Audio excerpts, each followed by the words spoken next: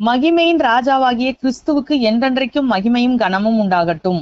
இந்த நாள் ஜெபிக்க வேண்டிய ஆதார வசனம் 1 நாளாகமம் 17ஆம் அதிகாரம் 24ஆம் வசனம்.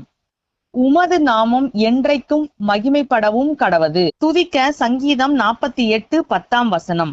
தேவனே, உமது நாமம் விளங்குகிறது போல உமது புகழ்ச்சியும் பூமியின் கடையாந்திரங்கள் பரியந்தமும் விளங்குகிறது. நாம் ஆராதிக்கிற நம்முடைய தேவனாகிய கர்த்தர் சர்வ வல்லமை உள்ளவரும் போற்றுதலுக்குரியவரும் எல்லா கனத்திற்கும் மகிமைக்கும் பாத்திரராய் இருக்கிறார். அவரே துதிக்கப்படத்தக்கவரும் எல்லா ஜனத்தாலும் உயர்த்தப்படத்தக்கவருமாய் இருக்கிறார்.